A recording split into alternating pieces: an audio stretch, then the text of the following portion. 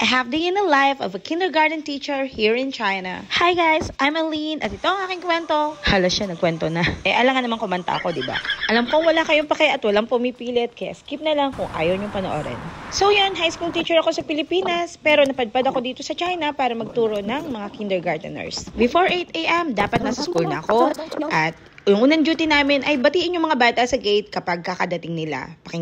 Ask them basic English question na gamit nila sa araw-araw nilang pamumuhay sa school. Makipag-chit-chat sa mga bata for about a minute or less. And then after that, we have 20 minutes to prepare for our regular classes. Sabi nga, dapat ang teacher ay laging handa. So bago kami pumasok sa classroom, dapat meron kaming baon na visual aids para makatch yung attention ng mga bata. So yun, I have to stay sa isang classroom from 9 to 11:30.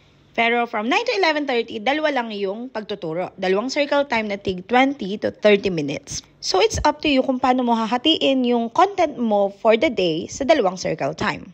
Part din ng routine na i-guide mo sila sa physical activities nila kung may PE teacher at ikaw naman mismo kung wala yung PE teacher. And then syempre, nagugutom tayo kaya kakain tayo ng lunch. And then after that, balik sa office at natapos na yung half day. So, meron ka ng time para beauty rest. So, yun lang guys. Bukas ulit. Bye-bye. Sabi ko sa inyo, beauty rest. Oh.